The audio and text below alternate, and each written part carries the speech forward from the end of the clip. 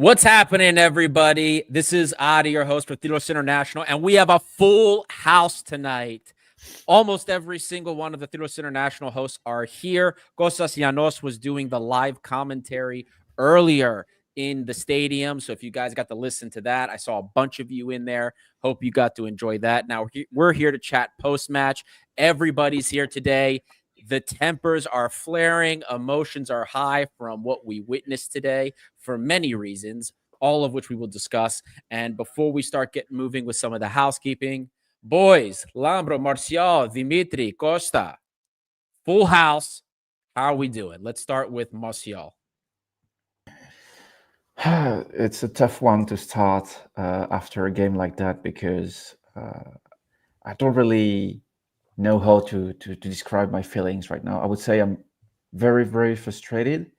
I'm not the one that's gonna blame the ref tonight. Maybe I'm gonna be in trouble for that during the night, but I'm not gonna blame the ref. It's just so frustrating when you can't win a derby when you're the best team easily. We were the best team. I think that what matters. Not losing matters too, because at some point I was fearing a 2-1, like with a shitty goal from Ioannidis after that. So I'm taking the 1-1, but let's see what we're going to say after that. Lambro. What am I supposed to say? That was just dreadful, man. Like, after the first goal, I was really hopeful that this was finally going to be the game where, we beat them, and we beat them by, it would have been fun to drub them like 2-3-0. And just the disappointment on that Costinha foul when it initially happened, and you're like, oh, did he even touch him? Are you fucking kidding me? We gave a free kick, like, and a yellow card for this shit. And then slowly they show the replays again and again. And you think, okay, maybe he touched him, maybe it's a yellow card. And then he goes to VAR when there was no goal scoring opportunity whatsoever. It's just like when Solakis is collecting the ball, like before he even cuts through the players, and they gave it, like, it was just, it had to be one of the most frustrating things like I've seen recently as a fan of Olympiacos. Like, it was, I don't know. I don't know. I don't know what you guys thought, but it was. And then the Ioannidis penalty too, and Ioannidis diving all fucking game like a coward. It was just one of the most frustrating games I've watched in like a long time. So that was my initial reaction, I would say. Dimitri, how you feeling today, buddy? I'm echoing a lot of what Labro said. I mean, I've had a really bad flu since yesterday, so I was sort of hoping that the game would make me feel better and sort of take my mind off things, because when you have a cold and you're watching sports, you sort of forget that you're feeling shitty because you have other things on your mind. And it's the same as Labro in a way, because we started so well. I thought we started really, really one of the best games I've seen us start, to be fair, because we started strong, we started quick, we got that goal. And I'm thinking, fuck, we could actually do something here. We can absolutely destroy them. They looked so open. And then I sort of echo a little bit of what Marcial is saying regarding the referee, because I do think it was a penalty, but I don't think it was a red card. And I do think the El Kabi VAR check also wasn't a penalty for us. So I think the referee got some decisions right, but the big one, the red card, that ultimately cost us the game, because we were actually better than them. This is the frustrating thing. Alabro saying this is one of the most frustrating games he's seen. This was frustrating for me, not because this was frustrating because we were good, I thought. Like, I've seen some games this season where we were really, really, really bad and struggling to break down teams. There's a couple of those European games that come straight to my mind right now. Twente, Steaua Bucharest, the Rangers, where we were just really poor. Today, I thought we were really good, especially in the second half with 10 men. Apart from about the 20th minute until the 45th minute, where I thought they had the upper hand, we were the better team for the majority of that game, and we looked the more dangerous. And then they have that penalty, which was silly, but it is a penalty. He steps on him, and he finishes. But that's the only thing they sort of created. So this is why I'm frustrated, because it's the sort of game where we didn't get what we deserved. And if it wasn't for the referee's mistake in the first half with a red card, I think in that second half we would have absolutely destroyed. I reckon it would have been a 3-0 because even with 10 men we were better. And then even with the 10 men, let's say the referee makes that mistake, which he did. Again, we shouldn't have conceded that penalty. We shouldn't have drawn that game. So that's why I'm frustrated, because we could have easily won that. We were better. Kostas, how you doing? Extremely extremely frustrated. The game's been decided by the ref. Marshall doesn't agree with me, but it's the red card. The timing, wrong decision, ball's going to the keeper. There's no need for him to go over to VAR. That changed the game. That moment changed everything. So extremely frustrated again. I share what's been said. Like, we were the better team. And just, I'm so annoyed. I'm really annoyed. I was reading some stats before the game. We've played these guys 13 games. The last 13 games, we've only won once. The game with Reabchuk, 23-24 season. In May. Like, May of it's beyond annoying, man. But I mean, what is there to analyze from this game? Like, okay, there are things that we can analyze. We can talk about some player performances. Like, we can talk about the fact that, you guys have already said we went into the game strong. We're coming off of a massive game in Porto away from home, with the players coming back to Athens on Friday evening after training at Rio Ave. And then, they had 1.5 training sessions to prepare for this game. And Panathinaikos has been preparing for this game all week. And we went into the game and we had energy, we had good intensity.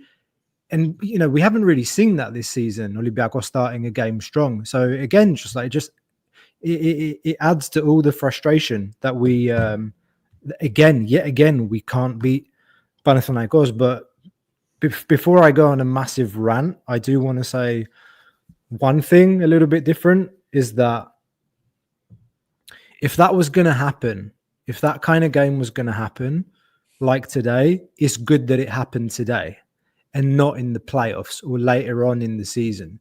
Because especially for some of the new guys, now they know that it's not enough to beat them on the pitch, to beat them in a football game. They need to beat them. They need to beat the refs. They need to beat those little fuckers, I'm sorry, that just whine and bitch and moan and go over like they've been hit by an atomic bomb every time there's a shoulder to shoulder contact. The way that they were going down was just incredible. It's a man's game, for God's sake. And the referee was well below par. He couldn't control a 50-50 game in the Karaiskaki. He came to Karaiskaki and didn't play a 50-50 game, a foreign ref. And this whole bullshit with foreign refs and Greek refs, it's just annoying. I'm frustrated. I'll stop there. But it's good that this happened today because the players are more clued up. Next time we play them, they have to remember this game, what happened, use it, and finally beat them. And I'm glad we're playing them again in 2 weeks. And we're playing them again twice in the playoffs. And there's no excuses. There's no excuses anymore. Everybody saw what happened today, players included. So they need to take that and fuck them next time we play them. Before I share my thoughts, really quick, guys, for those of you that are tuning in, there's about 100 of you already that are joining us for the conversation. For those of you that are new here, consider subscribing if you like what you hear. There's plenty of stuff that we offer, lots of different types of content. And if you're tuning in right now, guys, last I checked, there were barely 20 likes, or not even 20 likes, 18 likes on the stream so far. So really quickly, take a second, hit that like button. Every engagement helps us continue to grow this wonderful community that's been built. So all of that helps us grow. and find additional red and white fans and build the best community across the globe. And then if you like the content or you want to support us further, you can always check us out on Patreon. We would like to thank our newest patron who literally just signed up less than 20 minutes ago, Footy Philosophy. So thank you so much for joining, and thank you to the rest of our patrons. Guys, there's some great stuff that you can get. You can join the infamous WhatsApp group for just $1 a month. You can buy nothing for $1 a month these days, even at the dollar store. And I promise you, this is the most well-spent $1 a month. You get all sorts of nonsense in there. We make the best beats. Forget Spotify, forget iTunes. You can get the best beats in the WhatsApp chat. Come join the Freddo Espresso gang. You'll know what I'm talking about when you join the WhatsApp group. We also have the hot seat tier. We can do watch-alongs. We're going to be live streaming watch-alongs soon. Not all of them, but we're going to start live streaming a couple of them. So check those out. There's also extra content you can get. The first scouting report, which will only be accessible to content tier patrons, is coming out soon. Once Bruno Onyemaechi is announced, the Nigerian left back, that will be the first scouting report that will be available, and that will be exclusive to Patreon. So join Patreon so you can get access to some really, really, really great content. So, guys, now that that's over with, my thoughts are the game. I have issues with a couple of things the players did, but my big takeaway tonight, I'm as unhappy about the red card as everybody else. I do think that it was the incorrect call. I don't think it's by the book at all. I think there's plenty of things in the book that disqualify that for being a red card. I take issue with a number of things. But for me, the big takeaway from this game is about how the players will react to this. What we saw today is that we are by far the better team. Panathinaikos did nothing even when they were man down. This team Olympiacos is the best team in the league, period. Even before reinforcements come in. You saw that on the pitch today. Outclassed them. I haven't seen that level of energy and effort and passion in a very long time from this team in this derby. The first 13 minutes before we scored that goal, we were running them off the field. They could do nothing. We were cramming the ball down their third. Anytime they got the ball, they couldn't keep up with the pressure. And even a man down, the fight that I saw from these players was, to me, if I'm going to take a silver lining or anything positive from the game, it is that. We've continued to see, especially since the new year, the team has been fighting together. Even when you have players here and there that aren't performing well, they're fighting to the end together. They're fighting as a unit. And that is something really special that I am not taking for granted, especially considering what we saw, not even just the year before, right before Mendilibar came, the year before that, in that really bad season where we saw 3 coaches come in. The fact that we see players fighting for each other, getting upset with certain players. Today, Aniva goes to celebrate in front of Gate 7, and the players get into his face about the celebration. Would they have done that last year in the fall? Would they have done that 2 years ago? Would our players have fought for each other before Mendilibar came, before 2 years ago when we had the disaster season starting with Pedro Martins getting fired? Probably not. All of these are really positive things I am taking from here. And if the team takes this result and reacts to this result the way I think they are going to, then Greece better watch the fuck out, because Olympiacos is inevitable. And if we play like this, nobody's stopping us from winning the fucking title. I don't give a shit how bad the referee is. I don't give a shit how many red cards every opponent of Panathinaikos will get to push them to continue winning. I don't give a shit, because you're not going to beat us if we play like this. That's how I feel about this game today. And there's plenty we can talk about with different types of players. But I do think that we should talk about and just get it out of the way so that we can to talk about the different points of the game. I think we should talk about the red card first. Martial, I think, is the only one that probably has a different opinion than the rest of us. But I think that we should talk about this first, get it out of the way, and then any analysis that will come can come finally after that. I don't know if you guys agree with that, but that's how I think we should start. Martial, you think it was a red card?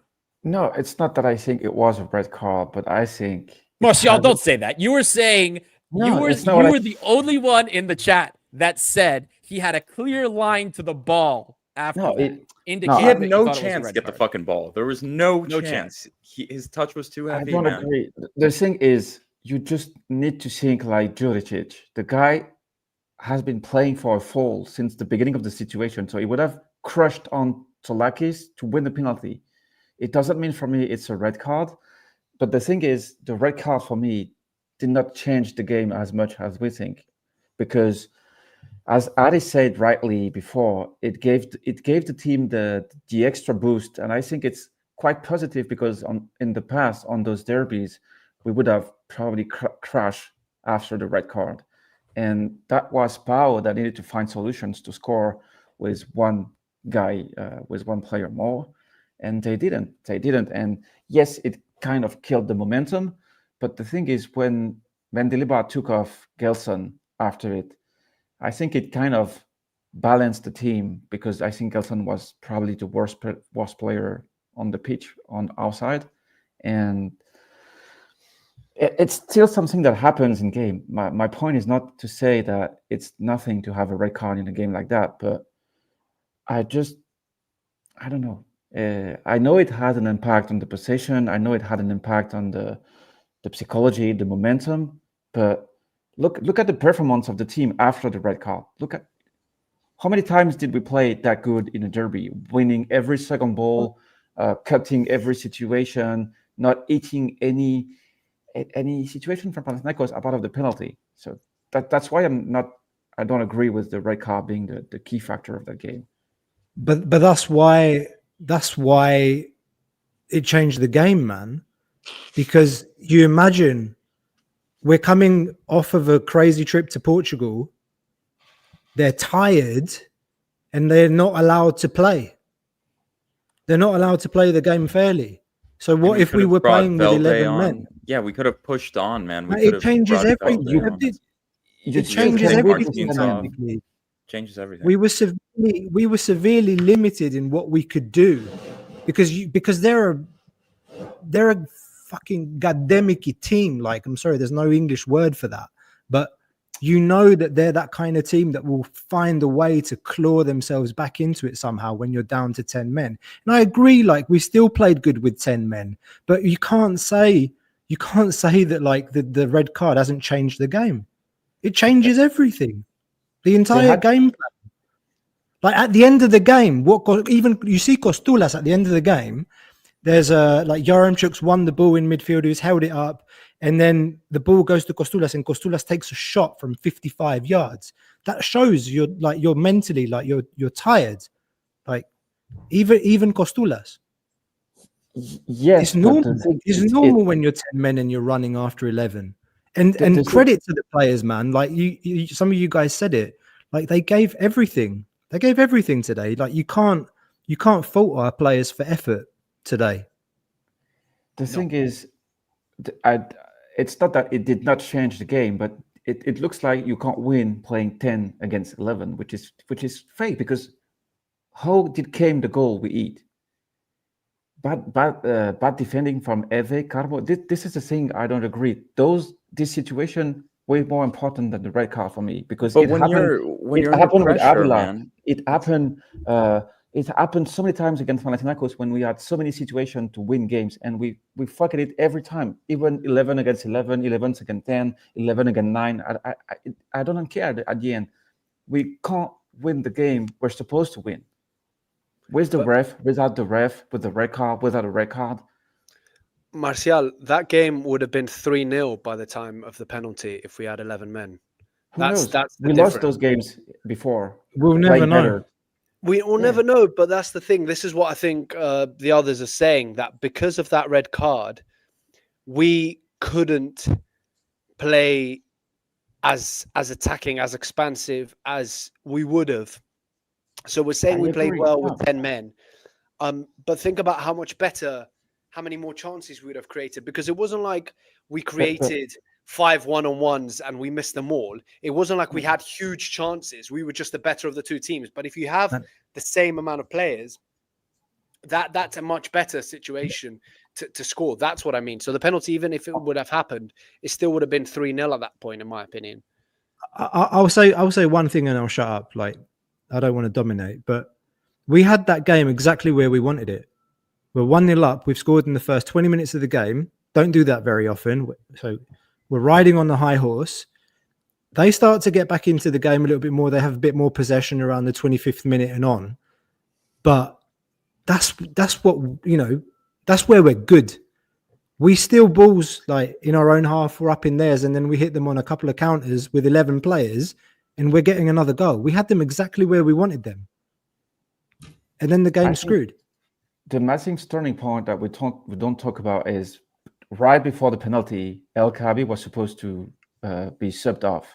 And when the penalty arrives, it's when the commentator was saying Costulas was to replace El Khabi, and then he replaced Chiquinho. And I would agree with, I kind of agree with you guys, but what frustrates me is that the goal we ate isn't related at all with the red card, because it's the kind of shitty mistakes we've did so many times against Panathinaikos, especially. And we can, this is the thing that frustrates me. To me, it's that the referee thing kind of erased the fact that when you play against Djordjevic, the only thing he can do is winning fouls. And he has been winning a foul out of nowhere. And Ioannidis, I'm not even talking about Ioannidis, because the guy is the master in winning penalties. And he was winning a penalty. He has less chances to call on that situation that Juricic had on the Kostina thing. And that's why I'm frustrated. And I don't think it's related to the red card, even if with 11 players, you have more solution. There's some kind of thing I disagree with. I kind of want to take this a different way with regards to the ref, because while I do disagree with the red card, I don't necessarily disagree with a foul, but this had none of the markers for a red card. Let's just say that first and foremost. He was not the last defender back. It was not a clear and obvious scoring chance.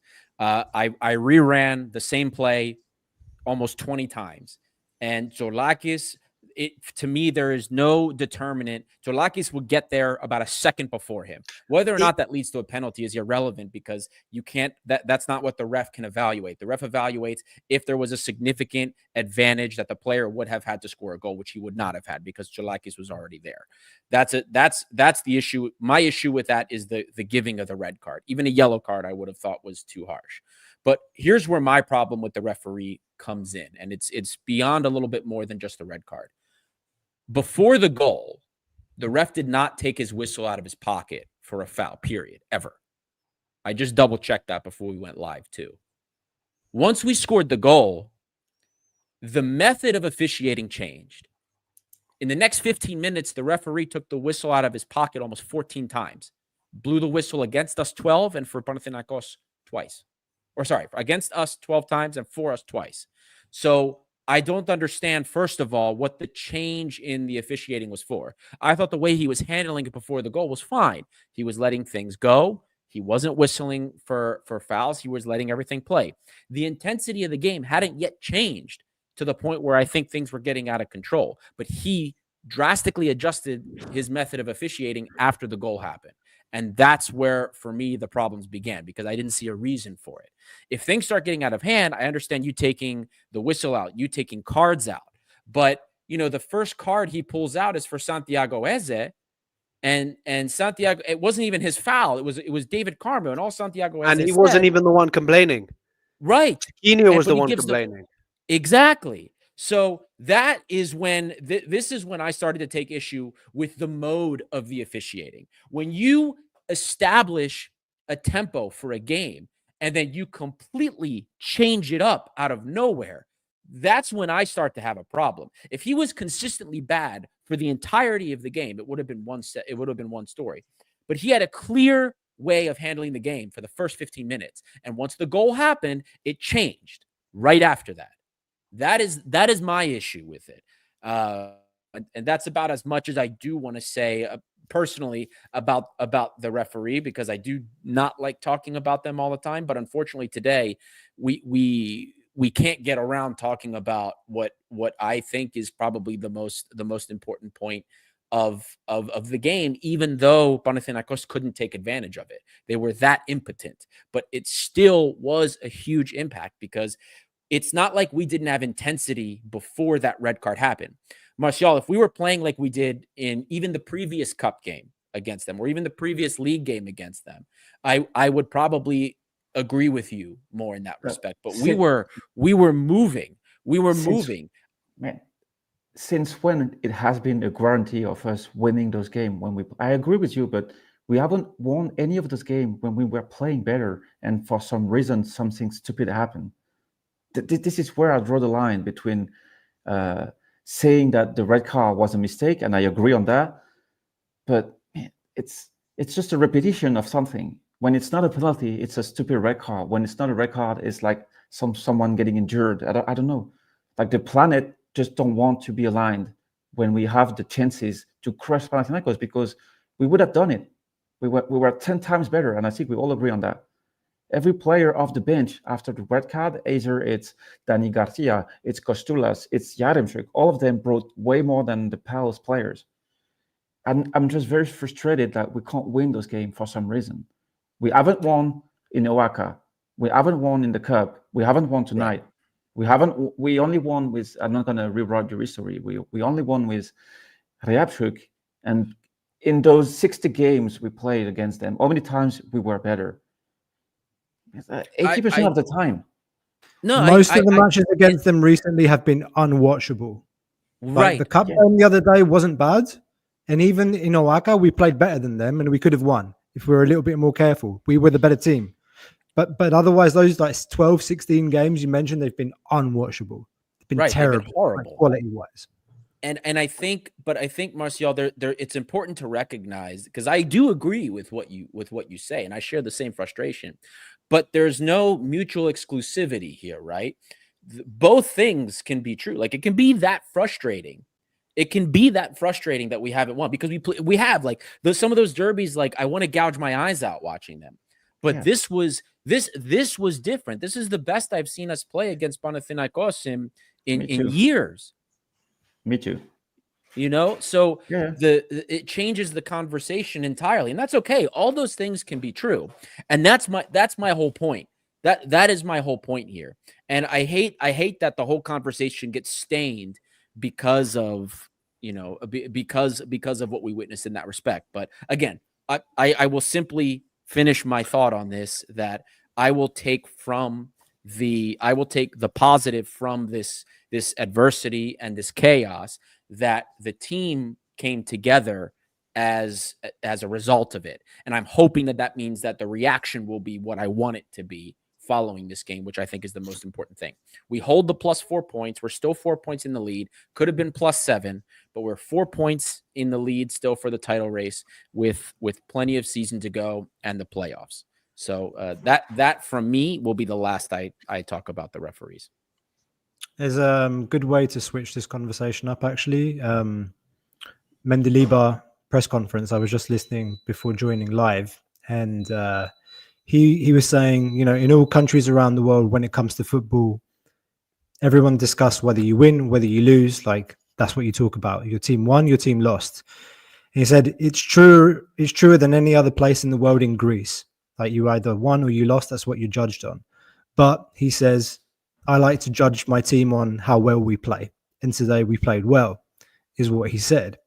So, yeah, it sucks having this conversation now. We're 30 minutes in and we've been talking about the bloody ref, because it's hard not to. But there are lots of positives to take from the game. Centre-back pairing for one. I thought, okay, yes, it was a penalty on Carmo, but otherwise I thought like Panathinaikos did nothing. Like, defensively as a unit, as a team, there was no threat. What did they do? How many shots did they have? How many times did they get in the box? How many times did they look threatening? 0. Even in the second half with 10 men, there was that one overload they had on the left-hand side that led to the penalty. That's it. They had no other chances. Defensively, solid again. Yep. There are positives, and maybe if I sing defensively, like, if we can go on, and he's been shit on, and like so many people have destroyed on this guy, but like Ortega is becoming like quickly a very good left back defensively, in my opinion. Dude, 2 games in a row. 2 games in a row. He's been fantastic. Last season, this guy was shit on constantly for struggles when he had no fucking defensive coverage from his wingers, like zero support from wingers. Like Podence and Fortunis like had no idea how to track back and support, and people just automatically shit on Ortega and blamed him for everything. But the guy is coming really good, in my opinion. Like decent crossing, good defending, strong tackles, and defensively, like as a team, we are playing extremely well front to back. Like the mistake today was a mental mistake by Carmo.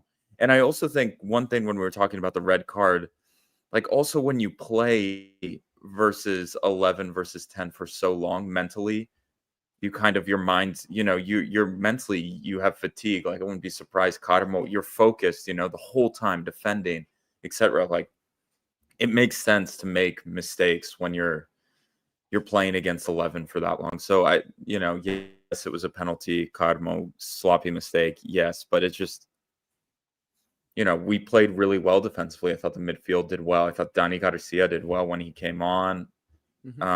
So no, I think a lot of positives from tonight as well. Retsos as well, showing leadership qualities that Fortunis never had. Like in a derby, actually going to Ioannidis and fucking telling him off instead of like sulking in the corner. Like it's good. Like Zoulakis went at him. You know, Fortunis was always like so scared of conflict, especially with other Greek players, that you finally have a captain, you know, or players on the pitch who aren't scared, you know, in a derby to like give it and stick it to the opposition. So, you know, lots of positives today for me. Impressive. Musa. Impressive. I thought, Musakitis I was going to very say good. Musakitis and Yaramchuk when he came on. I thought Yaramchuk slowly is becoming like useful. I I'd really thought he was love to excellent when he see. came on for those 3 minutes. Personally, I'd love to see Yaramchuk play Thursday. I maybe if not Thursday, I want to see him play this weekend. Like I want to see him start at some point.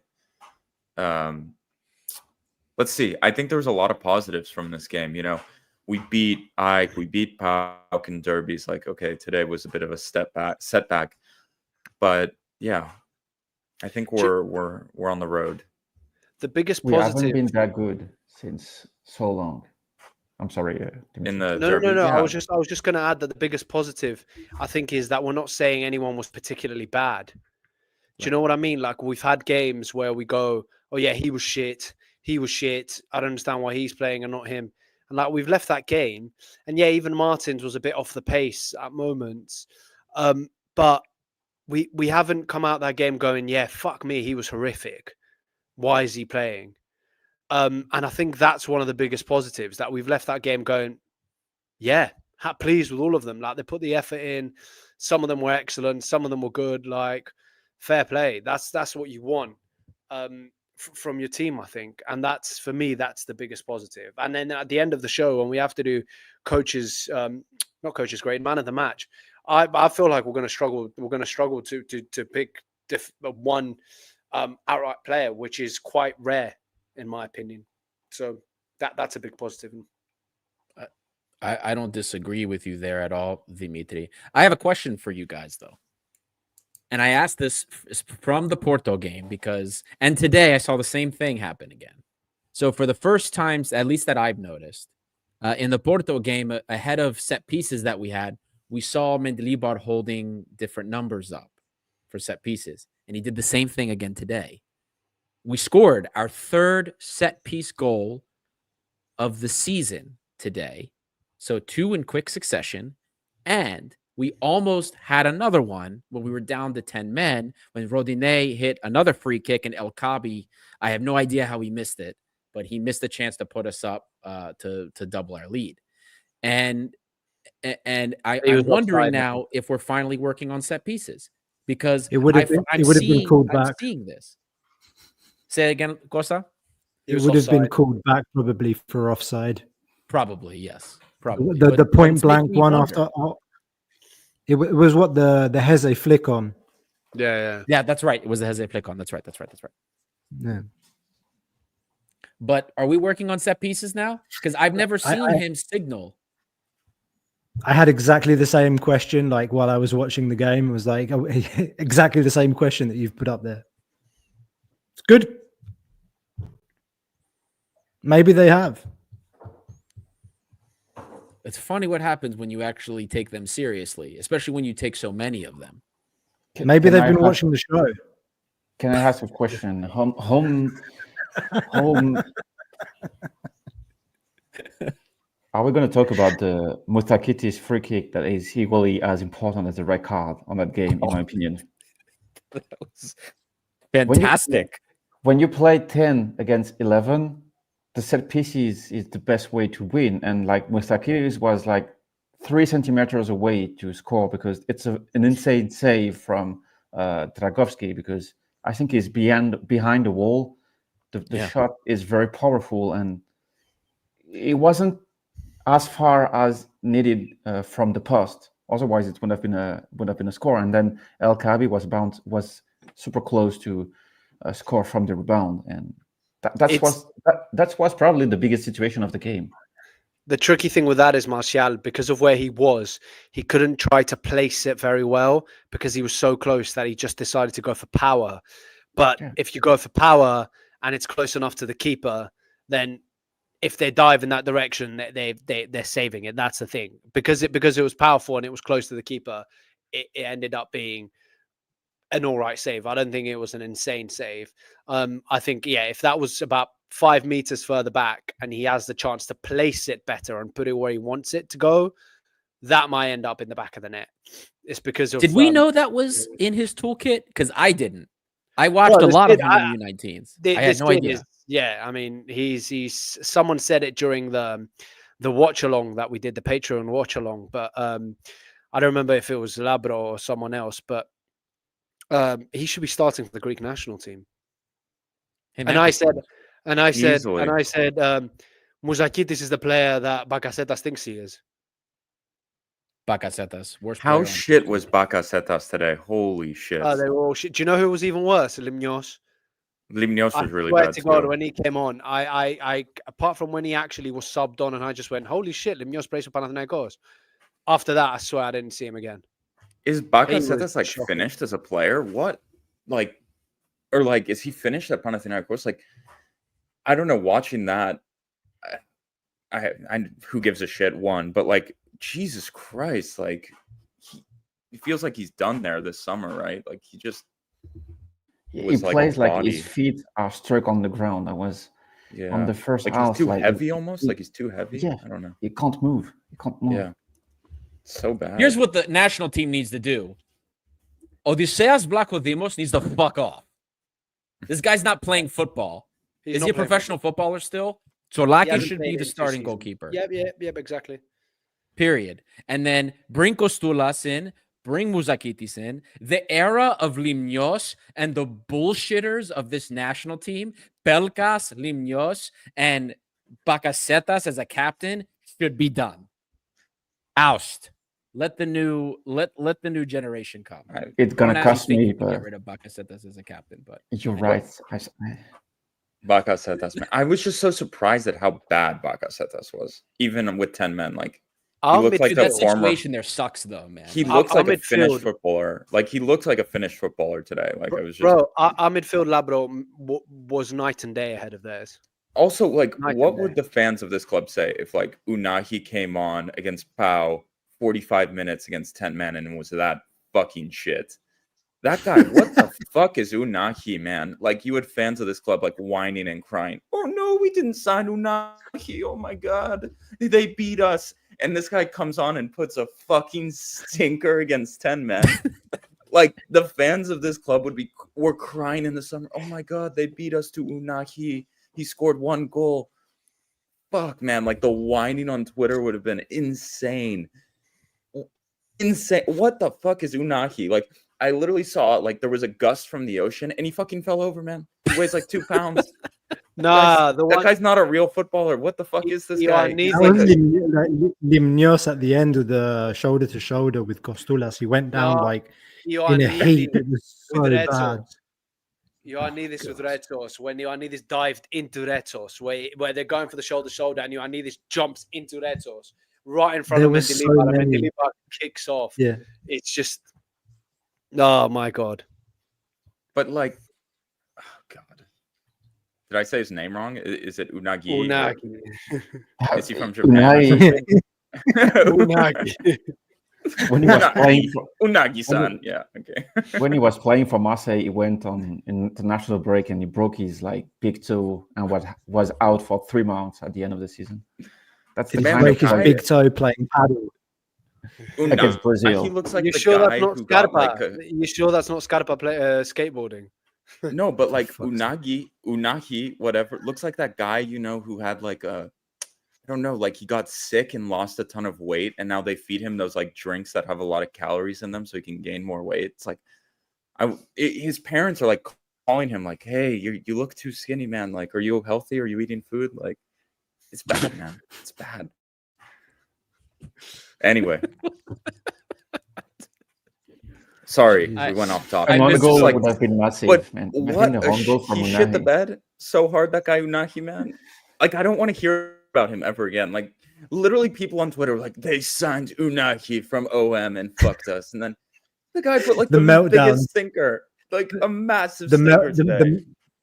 The meltdowns around Unahi were of epic proportions. They were like, "Oh, Mendilibar, he's so annoying. He doesn't like to sign people. We want to make 20 signings at the end of transfer deadline. Where's Miltiades? Miltiades get some new transfers in." Like, Me, man. To be honest, I don't want to sign anyone from OM. Fuck that place, man. No offense, Martial. Anyway. I think Martial is more negative about Marseille than anybody else I've ever met before. So I don't think he's going to disagree with you there.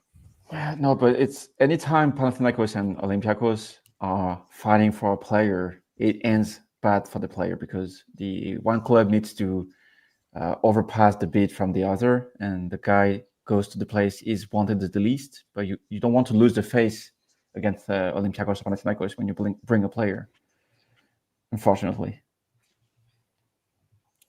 Levi Garcia might be the only exception of two rivals club fighting for one player, and the guy ends up being very good. But seriously, like Panathinaikos was fucking tragic, and we heard about Tete for how long? Oh, Tete is so fucking good. Like, why didn't we pull out the cash and buy Tete? Fucking Tete, what did that guy do today, man? I'm asking a question. Balls, what does Tete has Seba didn't? Yes, man. Wait, Tete hold on a is minute. mediocre as shit. Seba at least had goals and tracked back, man. Like, what the? Tete has got dreadlocks. roasted. Seba didn't have hair. Yeah. Well, there you go. That's Didn't actually Seba good do a point. double season? No offense. Like, damn. He had a 10th season He did. assist in the league. Fucking Tete's never done that in his that's how career. good the league was when Seba was around. Yeah, but Seba played Shut up, Costa. That he was a quality. Seba played player. almost 5,000 minutes a season. The guy never got injured. Shut up, Adi. That's because he had hamstrings like He had a tree Hamoni trunks, Berico dude. from Spain, man. It was like He so was big. 2-footed. Both feet were just shit. But like, anyway, it's just like, No, but I Lambro, have a like question. taking your Unahi bit further, I had tried to make the point to Olympiacos fans that if we had signed Tete, they would have been trying to chase him out faster than they did Christopher Velde, who cost half the price and has delivered almost as many goal it contributions. reminds me of that shit English player who signed for PAOK, and everyone's like, "Oh my god, Man United wonder kid, short ditch, Short at tire. PAOK." I forgot about him. Literally, fucking Shoreditch, man. Like, this guy sucks, man. He's fucking awful. And you have people in Greece who are like, Man United wonder kid at PAOK. It's like, fucking hell, man. It's No, but the real question is Pellistri real better than like Super League players like Andreas Tatos, like Panayotis Vlachodimos? Those kind of players. What the fuck? Martial, Martial, random how big do you Super know League. these players? Vlachodimos might in be the only Xanthi was French way better player than that knows Pellistri Andreas is. this man pulled Vlachodimos in Xanthi, man. Are you fucking kidding me? What is he Martial, better than fucking Clonaridis at Athromitos? That is my No, question. he isn't. He He isn't. isn't. how the He doesn't fuck touch- do you know these players, man? Like, what do you do in France? How do you know Andreas Tatos? You might be the only non-Greek person on the whole planet No, but that you know, knows. I mean those Tassos players at Pados the is the club. next one. It's the kind of player we used to sign from Super League, and like Pelistri, if he was Greek, he would be playing for Olympia, honestly.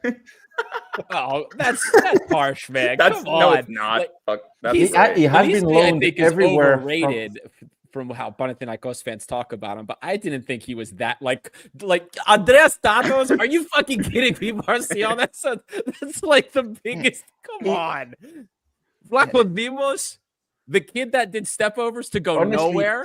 Pelistri isn't a quarter of the player Koke was at Aris. You remember Koke? Wait. Yeah, I've but got a good one. Goge was a cult got a good legend for Aris. I've got a good one. Mirne Sisic stepovers or Panagiotis Vlachodimos stepovers. Who did it best? Some well, of you don't. I feel like God. Zaire did it better than both of them. Hey, wait, but Zaire did stepovers that led to stuff. Do you remember the Panathinaikos step over Yeah. cross for the goal? That's Come on. true. That's what I mean. That's what I mean. Fucking Zaire. Did you bring this up? Pelistri is the Uruguayan Lucky's Gavalas, you're back. Where were you against Porto? Oh my god. The Uruguayan Casas from us. Fuck me. But you know what's really going to get exposed? They signed Swiderski when everyone finds out that Pep Biel basically launched Swiderski's MLS career. And he's really just a shit Yeremeyev. That's going to be amazing. Dear Lord. Swiderski, he's just a shit Yeremeyev. No, I mistook Tatos for the guy I was wanting to say. I was talking about Javito, the former Aris player. What? You don't remember that? That's almost worse. What the No, fuck? man. He You was could key have pulled player for the Gervinho out, though. Remember when Gervinho signed for fucking Aris? That was crazy. no, but the Aris team back then, winning against Atletico, was so good. They had tons of good players on it. Yeah, but that was a decent team back then. They had something going. They had like no Greeks as well. They were only Would like you I rather- still have no Greeks. I'm yeah, asking you, Hector Raul would you, Cooper on the bench. would you rather have Pioni Sisto or Pelistri? Like System. Sisto rather- from Aris. Like, who would you rather have? Like Pelistri or Pioni Sisto? Like, I'd rather have Naslidis. I'm Hear this having comment. I'm having DeAndre Yedlin over Pelistri as a winger. Anytime. damn, man. Here, why don't Yedlin, we speed cycle this merchant. back to topic since we've gone so I don't even remember what we were me. talking about before. Like, There are so shit, many you were a epic Panathinaikos comments man. coming in. Look at this. Look at this. Look at the chat. Fucking Pelistri is like Haris Papas. imagine you're a Bu- Pau fan Burgos. right now. Burgos No, that's better than Maria. Munoz. The comments are just going off tonight. My God. Big Oh ups, my big ups to everybody in the chat. This is But brilliant. like, if you're a Panathinaikos fan tonight, like, what do you? Holy shit! Like, you literally got dominated with 10, like 11 men versus 10. Like, you did not have a fucking chance other than the penalty. You're like watching Pelistri like fucking clown himself, and you're thinking, what do you think to yourself? Like, surely someone over there is like, oh fuck, we need to like make a transfer to this is not. That's good. why I'm frustrated, because we won't most likely be facing a team like that either in the Well- cup, because they will have Swiderski, and on the next derby probably they will sign some players. They have to, like. Well, we have to sign someone. We haven't brought this up, but the fucking deadline day is Friday, so two signings on Mondays reportedly. Palmer Brown was playing in his 7th game since the summer of 2023. I remember his big signing. Wow, that's right. They did sign him that long ago. I forgot it's been that long. Oh my God. That's why I'm frustrated, because man, it was so shaky at the beginning, and then when I would agree the red card probably changed the game, because he wasn't under pressure because of the possession, and I do agree it might have changed the game, because under pressure Palmer Brown comes close to the worst defender we've seen in this league. Yeah. I was going to say, man, he did not look comfortable. No. I think the press. But by the shook him way, up I have early, to too. ask, like, Marshall, do you know who Alexander Dacol was? Yeah, it's a guy we've signed in the past. I remember the guy. Oh my God, you actually know. Jesus. Amazing. Well, I spent some time on Transfermarkt, some time. Alexander Yeah, at we some can Dacol. fucking tell you, loser. Jesus Christ, man. Like, this guy Somebody brought up is in the Kutsiani office Poulis on in the transfer comments. Martial knows Greek football better than I do, and both my parents are Greek, and I speak the language fluently. This is actually Seriously, crazy. man. Martial, have you ever heard of the show? I don't know if you guys have it in France. It's called Mastermind, and people go on and they have one niche subject that they're asked about, and like you have like one subject, like Star Wars or Lord of the Rings, or like ABBA Yeah. songs. Yours would be Greek football. Yeah, Like I've it's watched actually crazy how By some of the far. stuff. This reminds me when Beat Tiki was absolute dog shit, and then he like went out to the media and he's like, I was like one of the best players at Olympiacos. And they didn't play me Like, because I'm because Albanian. I'm from Kosovo, they wouldn't play me. It's like, dude, you were fucking shit. And it's like so funny when players go to the media and they're just like, like even James Rodriguez said I was like the best player at Olympiacos, but like they hated me because I was from Kosovo. It's like, man, that is some next level. I PR don't think right there. James even knows who's Bidiki. Like, he doesn't know his name, probably. You show James a picture of Bitiki and he's like, who the fuck is that guy, man? I've never seen that guy in my life. You show him a picture of them together, and James will still not recognize him. Yeah, Is he's he like, awaited "Here's-" from one of the bordellos in Sidagma? It's like, is this guy? It's like, was Is he a this guy a waiter at fan? like Reddy? Is this- He's like waiter at Reddy, Kitman. It's like I've never seen this guy in my life. I can tell man. you how that interaction happened. James was probably pissed because he got stopped from going to the strip club the night before a game, and while he was pouting at Reddy, Bitiki like went up to him and was like, "Man, this place sucks, doesn't it?" And James is Yeah, like, he's "Yeah, like- you're right. You're the best player here, and they don't even play you." And then Bitiki walks away, and he's like, "Wait, who the fuck was that guy?" Incredible. Anyway, let's talk about transfers. We're off topic now. This has been a That great Bitiki episode. story was absolutely hilarious. Where he's like the worst player on one of the worst Olympiacos teams of all time. And he's like in the media, like, I was done wrong. Even James and even Marcelo was like, you are the Kosovaran Ronaldinho. You are insane. They should be playing. Anyway, Andre Horta tomorrow signing reportedly, and the left back from Nigeria, Oyemache. Is that his name? Is Bruno. Horta Just get guaranteed? used to Bruno. Okay, Because I've been Bruno is let down signing. so many times with Horta that I can't until I see pen on paper. I can't get my hopes up, man. Okay, so we're signing Well- the left back Bruno. We're signing Horta. Let's get down to business here, guys. Like, what is left? Is that it? One more winger and we're done, or what? What Winger. do you guys want to see? Winger, Winger and You know, done. One winger and we're done, or you want to see more than that? just one. Okay. Just one. If we We have need to promote, if we have to have another, I'd rather promote Papa Canelos personally. We need to think about the squad list for Europe too. We can't add too many players. We can add 3, right? Only 3. Mm-hmm. Can't you, if you take a player off, can't you add? Wait, Only 'Cause 3. we already had replaced spots William. replaced, but we had spots Who open. did we didn't replace? You can't We fill had them. one. You can only. You can't fill the can spots. Only, you can't You fill can them. only- Okay. If you leave them empty, you do a disservice to yourself. That's what Okay. pissed me off. But anyway, I'm not going So- down that road again. What we left? Did we leave slots open that we 2. didn't fill? One. Yeah, we left. Wasn't it we one? No, left we had 2. 2. We had 2 open Okay. Why didn't what? Makes no sense. because We didn't have enough Mendilibar players. wanted 23, a 23-man squad, plus youngsters. That's it. And Yazici What? came after, or Oh got shit! injured Yeah, before yeah. something. I Yazici forget. came It was after. Bro, how many minutes did he play before he got injured? 12. 1, Probably. 12, 15. Was Fuck it me. even 12? I thought it was like 5. Yeah, it was Arthur something Mello. not That's good. literally Arthur Mello at Liverpool last season, Oh. where he played 14 minutes. My God.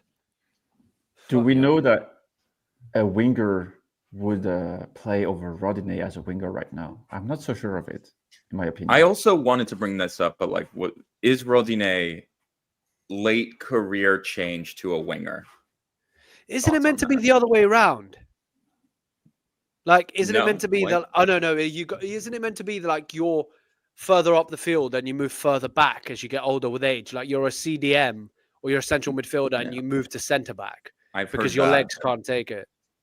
Like look at Vrusai and Andrutos. They've started from like strikers and wingers to being wing I backs. mean, let's not compare Rodinei. No, but Who's like arguably, you're going from young, Yeah, young yeah. guys that have gone from the front to the back, and then the older guys going from the back further up. Yeah, this is. I mean, yeah, but Rodinei is a beast. It's what I said on the watch along, that him and McKissick are the same person. Like they get younger with age.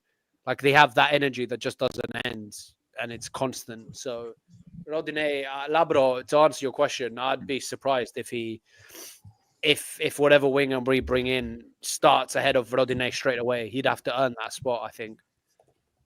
But yeah, so only in theory, if those two signings, Horta and Bruno, the left back, are in, we only need one winger. What are you guys thinking? How are you feeling going into the last week of the transfer window? It's been very quiet, it feels like. Martial, go ahead. Honestly, it's not that I don't think we need a winger, but the more we play with those players, the less we probably need a winger, in my opinion. I'm probably the only Olympiacos fan that doesn't want a winger. I don't trust in wingers anymore in modern football, because when you see games in better leagues, you barely see wingers. Like the last pieces of winger were like players like Mahrez at City, but he left. The guy on the side coming on the inside. The last winger we could have signed was Thauvin, probably, that was very good by coming back into the inside with the left foot. But those players barely exist anymore. And I mean, the best player in the world is that what you're describing right now, though, Martial? Mohamed Salah. yeah, He's that kind of player, though. So they do exist. Yeah, He's the best I player agree, in the world. but every club, probably every serious club, wants winger every 6 months. It's very hard to find, and when we pay Very 4 hard to million find a for good one. Yes, I agree. when you pay 4 million for a winger, people get upset because he's not good from day one, and so I don't think there is good solutions to find on the market right now. Even Edwards, which is a quality player, I'm not even sure he would be a straight starter in this team. Can I tell you what my ideal mold would be? Like my profile, assuming like right mentality and everything, who I would prefer to have as like a different look or somebody that you could see inspiration coming from would be Ivan Jaime from Porto. That would be who I would want. Like that type of player that gives you a different look, that can kind of, you can put him in different places. I don't know if he would necessarily be a starter, but he's the type of player that you throw on. He's very difficult to pin down. He's agile, can change directions very quickly. Like that's for me, that's what I look at. That's kind of like a player that I want, that can just mix it up for you, because that's really what we need on this team. You need somebody that you can throw in there that can kind of like flip the script and make us less predictable, especially when all we're doing is driving down and peppering and crosses. You need somebody that's going to mess with the defense a little bit. So that's what I'm looking for. Not a straightforward winger like Veld. We already have that. Or even Gelson, who I think is a little bit better in that respect. Not somebody necessarily like Willian or a guy like Masuras that can just run behind defenders. Somebody that is comfortable getting the ball between the lines and that can exploit those spaces. That's what I think we need. But I don't know who we would be able to afford that can fill those positions. Like, Jaime has a 10 million price tag. And who are you going to find that's similar that can do something like that? I don't know if we're going to find that, unfortunately. So I'd rather find somebody that looks different. Even who is the other guy that played against us with Porto, Costa? Gonzalo Borges. He's another one I would actually like, to be honest with you. But again, that guy's out of, but like those types of profiles that's what I would want if we can get one. Otherwise, like we're not in the financial position to afford somebody else that can do that. Somebody brought up Asensio in the comments. That guy was making 10 million at PSG, 5-6 million at Real before that. Like, can we afford that guy? Like, let's be real here.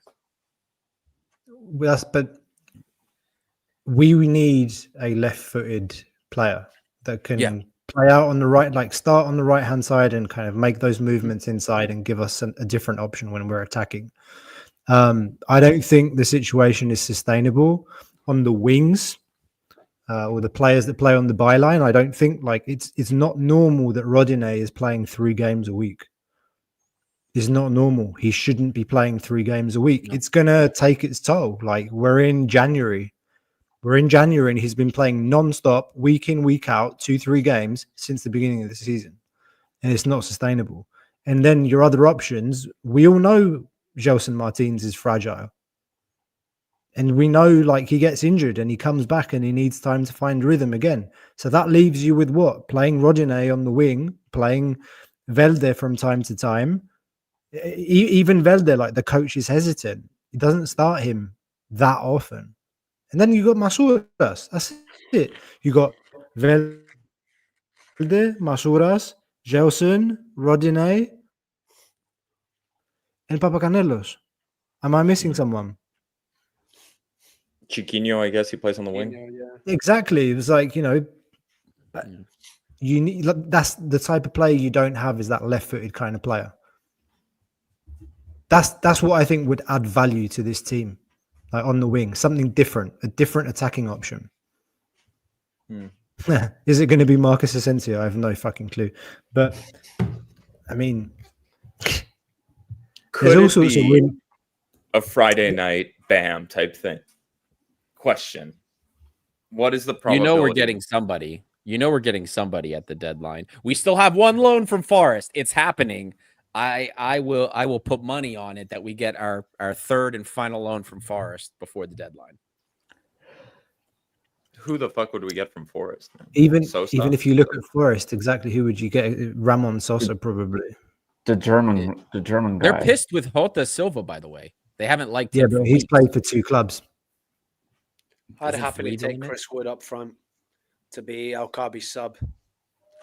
I'll take Murillo in defense to be Retzos' sub as well. That'd be great. Okay. Obviously, I'm messing. Maybe Marcus Aina Edwards to be would be- Coutinho's sub. I think Marcus Edwards would be a great signing for them and us. They sign Marcus Edwards, send them to us, and then we kind of rehab his second half of the season. He goes back there to try. That makes a lot of sense to me. But There we go. We got Mike, guys. Mike Scobb, ready. He ready to started the put gym boots 6 on. months ago. He's lost 15 kg, and in high school, he was that's his pretty, nickname was 15 Gillette. kg in 6 6 months. months, that's great impressive. job, man. That's That's great. impressive, That's bro. what, 33 pounds? That's insane. Yeah. That's better shape than thing. Marcelo was. That's impressive. Actually, probably, yeah. And Willian as well, to be fair. Good for you, Come mate. on. Willian slander. Come on. He's a great player. Wrong fit, great player. Yeah, I don't know, man. We'll never know if he would have done anything second half of the season. But anyway, I have 2 questions for you, Lampros, but it will be at the end Oh, of the God. post. I No, don't want to please go. revenge- God. Oh, God. Fuck. No. Do you think Unai is better than Sandaris ever was in the Super League? What is that, Moss? Yeah. Where do you think these things through, huh? Like, Do you remember Theophanis Sandaris? You don't remember? no, him? of course I don't. Who the fuck is that? like, even was on Olympiacos' books for like 6 months or a year. We've He signed never this guy played. from PAOK back in the time, a huge prospect from the league, and he flopped and he tore his ACL in this club. Yeah, we signed him after the ACL, didn't we?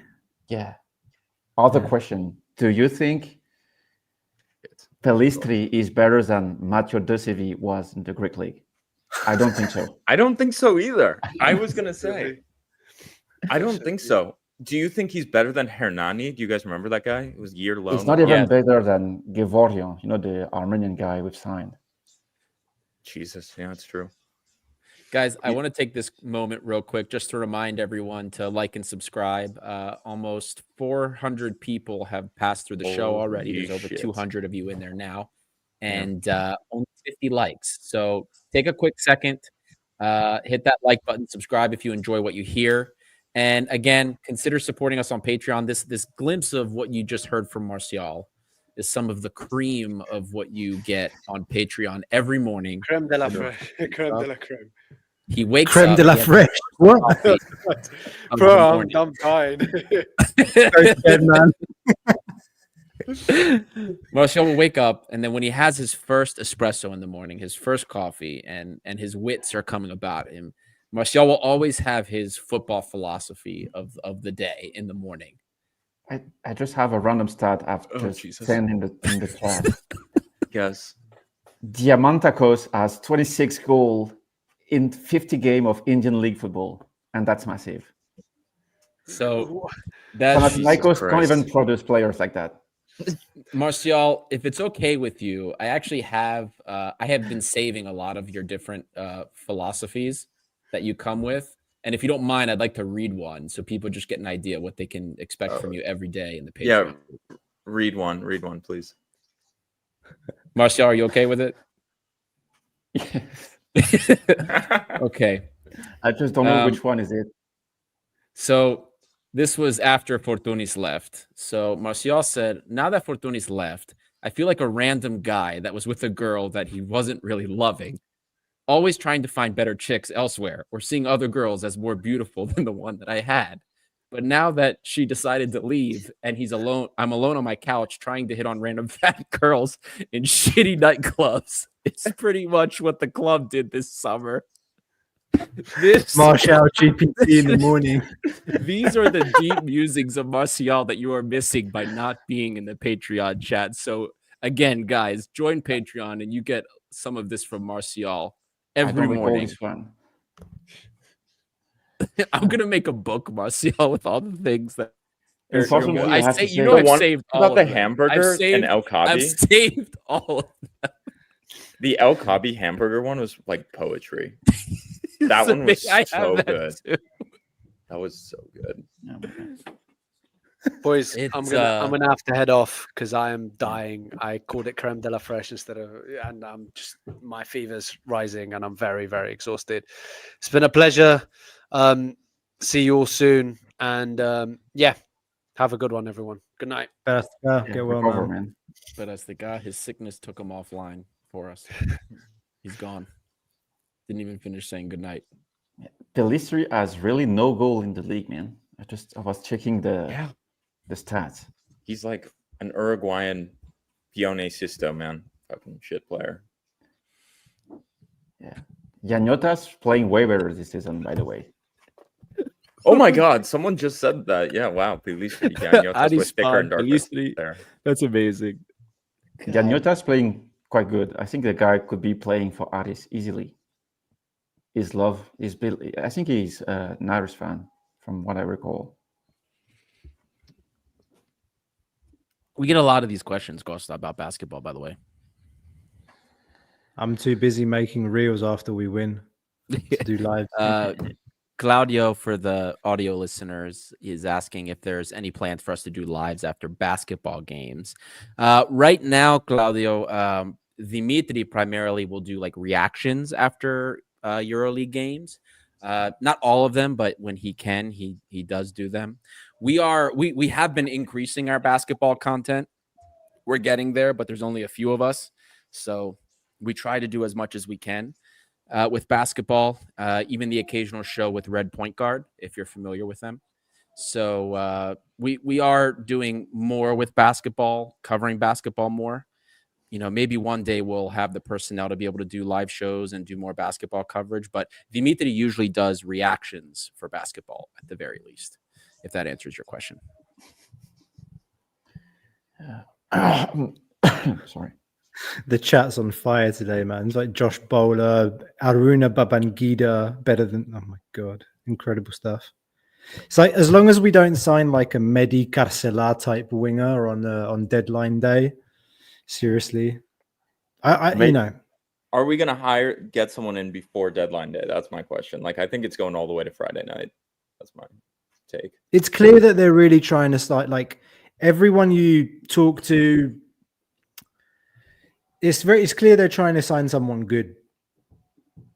It's clear they're trying to sign someone good. Whether they're going to manage to bring it like across the finish line, or whether it's going to be like some, I don't know, a The washed thing is, player. when you consider it, the fact that we waited at the end with the results we had on that road justifies the club not signing anyone before deadline day. Kind of. Is it sustainable though? Like everything I talked about earlier, like you keep playing Rodinei as a winger 3 times a week, like with all the matches that we have, Europe, Cup, League. There's like Masouras having his worst season at Olympiacos since he joined. There's like Gelson getting injured he can't play more than 3 consecutive games. He cannot play more than 3 consecutive games. What do you do?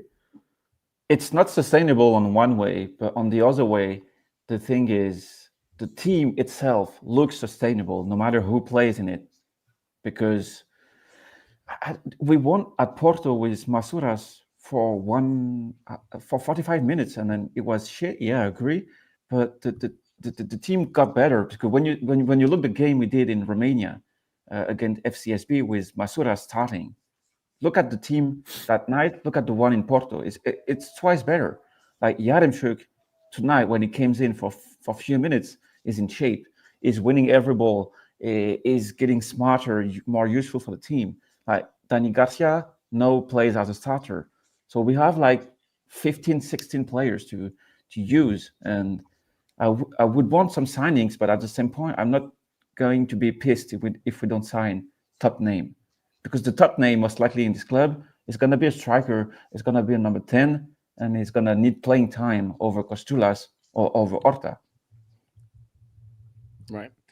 I mean, should we also explain to people, I mean, for those that at least don't know, not the ones that don't believe in it, why things have taken so long and why we didn't make any moves for the first 2 weeks of January? There was a huge deadline. January 16th was a major PSR, FFP, however you know it. It was a major reporting deadline for the club. January 16th, you had to finalize your books for all of your deferred and outstanding debt. That was debt that was pushed from the summer and October to now. It all had to be paid and reported. So that is a very stressful time for this club, because you guys know, if you've been listening and following us at least since the past year, you know that our finances have not been amazing. You know, it was really bad the previous summer when Cordon was our sporting director, but it's not amazing. We have to sell if we want to get players. Who have we sold? We've cut contracts. Some players have moved. We might get $700K for Apostolopoulos, but you know, this was a big deadline, and we could have been in big trouble. So we had to clear that before we could really start to push to make deals. So that hurdle's there. And even then, the deals that are coming, like, we're not spending huge fees. You know, Onyemaitsi is 2.5 million over 4 years. It's a 4-year contract, Costa. Lama, correct me. Over 4 years, maybe. So 3.5, whatever it is, 3.5, 4 years. So, like, you know, when we amortize that deal, it doesn't hit the books as much. We're not going to be able to make huge deals. Andre Horta's alone with a 2.5 million buyout. Again, like, these are the types of deals we are going to make. Unless we sell and move players, you know, we're not going to be able to make a purchase for a big player. Even the sale of Apostolopoulos, guys, is huge for us. That's a player that we owe nothing on. We are not depreciating. If we sell him for $700K plus losing his wages, that's almost $1 million in book value that we gain. And that's money we can use to sign a player. So all of this stuff has to be done in order for us to bring a big player in. This is why don't expect us to spend $5-6 million for bringing players. It's not happening. Whatever we bring in, it's going to be a loan deal from Forest, a free transfer, or just a loan from another team. That's what's happening. And the club has to work to find as many players as it can that it can even get those deals from. It's not easy. And the position we're in is not, unfortunately, it's not conducive to that. I expect this summer things will be better, regardless of whether or not we win the Europa League. I expect that a lot of the issues we've been dealing with will be off our backs. You know, God willing, you know, knock on wood, if we are able to get this wild card seed to the group stage of Champions League, you would finally see more movement for better players, bigger fees, but we still have to get rid of Oliveira's contract. It's not cheap. What's he making? 1.5 million, right? 1.5, 1.8, or was that Yazici? I don't remember. One of but he's got a big contract. We lost Willian. We don't know how much money's dead in that deal, and we've moved a couple players on.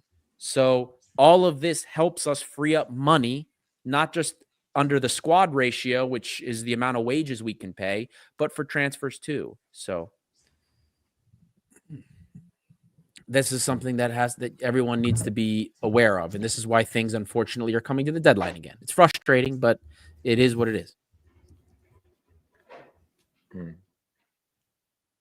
Also, people are talking about Horta can't play in Europe this season. I feel like they changed that rule, didn't they? That you can play for two teams. What's the people are saying reasoning? He can't play because he played already in Europa League with Braga this season. But they changed that's that. not true. That's not true. That.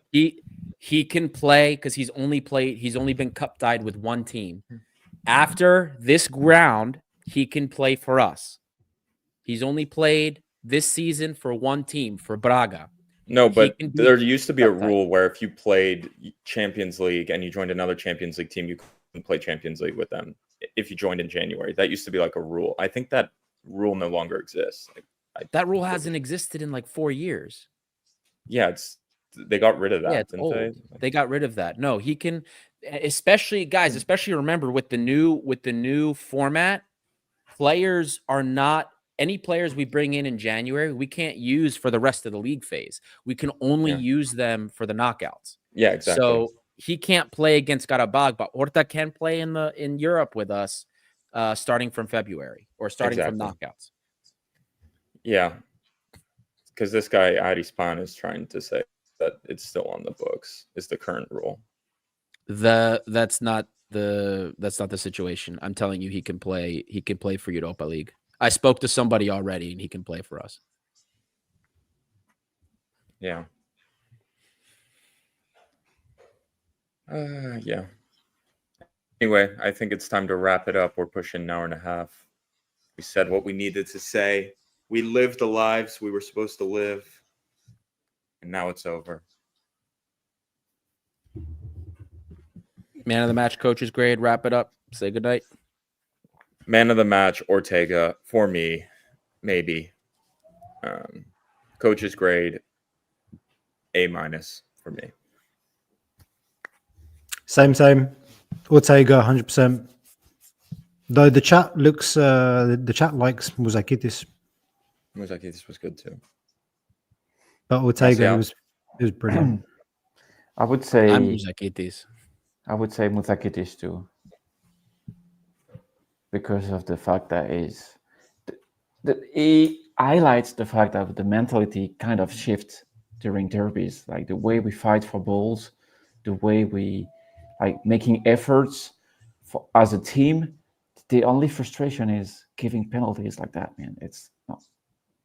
I just called my grandmother today, and she told me, Olympiacos playing Panathinaikos tonight. You should be aware that Ioannidis only leaves for penalty. And I said, yeah, I know. And unfortunately, the player doesn't know, man. The issue I have is what do you do during the week when you don't see Juricic playing week in, week out? Like, the issue is that players themselves, they don't even watch football, most of them.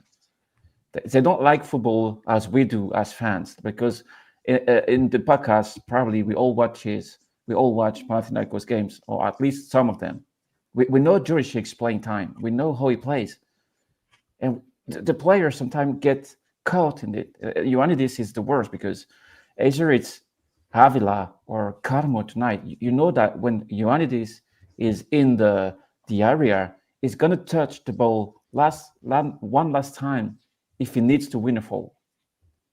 And it's something I can't really swallow, because it's so frustrating. I mean, you expect Abraham to talk to those players, like say, hey, I was a top center back in the time. I know Panathinaikos, I've been playing them for a decade. Ioannidis is going to dive at some point. He's going to dive. He hasn't been doing this for years. Man. Does this guy even useful for the club. You know what I mean? If we can't, fuck. Yeah. We Anyway, improve- yeah, anyway. what can we do? What can we say? Everyone's gonna know by next week. That cup game is gonna be historic levels of insanity. I'm here for it. I kind of wanted flares for that We have to game. win it, man. We bottled it last season with Fatih Terim. Yeah, we gotta fucking win. We did That not cup game. beat Fatih Terim team, man. Yeah, that's just Carnaval on the bench. yeah. Yeah. The worst football game ever, that one. Those With the games were penalties. awful. Both of those games. Fuck. Great penalty from Kamara at the end there. And by João Carvalho, man. That first game he was playing like Omar Richards on the left wing too. You remember that? It's like, oh, Yeah. shit. Anyway. Adi, man of the match, coach's grade. Oh, Muzakitis is my man of the match. And for Mendilibar, the approach I thought was fine today. You know, I don't find him at fault for what Garmo did. You know, Garmo stepped on a guy's leg, and I don't put him at fault for what Costinha did either. I think the way he set the team up and the fact that we still had opportunities, the way he kept us condensed, and Panathinaikos couldn't penetrate our third very well, even with 10 man down, I think he did his job. So today he gets an A from me. So as simple as that for me. Muzakitis for me is man of the match now 2 games in a row.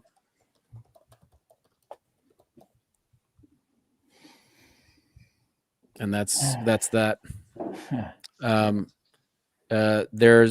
actually have an answer for Arispan here about Horta not being able to be registered. So from the start of the knockout phase, players can be registered in accordance with Article 32 if you go down and read the rest of it. So he can still play. He's entitled to play in the Champions League, Europa League, or Conference League for another club is from the league phase. Damn. So you cooked him with that rule book right there, Heidi. You just know your rule book so good. Great cooking. All right. Well, let's wrap it up. You know, any last comments by anyone? I think that's it. So if nobody else has anything, then boys and girls, thank you guys so much for tuning in to yet another episode of Filos International. You guys had a little bit of a treat today because it was a full house. Everybody was here, at least for some point. Things got, it was a very interesting match to talk about. Very, very explosive, a lot of controversy, but everything is growing. The community is growing, guys. We on Facebook, we're blowing up. I mean, since Thursday, we've gotten over 2,000 new followers on Facebook. So thank you for everybody that's been engaging with us there. Instagram is cruising to 13,000 too. And YouTube now is on its way to 6,000 followers, or 6,000 subscribers, I should say. So help us continue to grow this community, everyone. It's getting massive. And it's so great to see new faces. It's so great to talk to people, to meet people around the world that are part of this community and talk Olympiacos. So thank you, everybody, for tuning in. We love chatting with you. We love doing this. So interact with us on socials. Follow us everywhere. Great giveaways are on Instagram. There's a giveaway going on right now. A really cool T-shirt. Join Team Denim is the title for the caption. So check it out. Follow the directions, and you have a chance to win a cool giveaway. And there's a lot more of those that are coming throughout the year. So check out Instagram, check out our socials. And as always, guys, we're by the fans, for the fans. And we will see you. I think we have more Europa League coming up this week, right? The 30th. So got a bag, huge potential round of 16 berth if we win and other results go our way. So we'll see you guys later in the week. Thank you all so much and have a wonderful rest.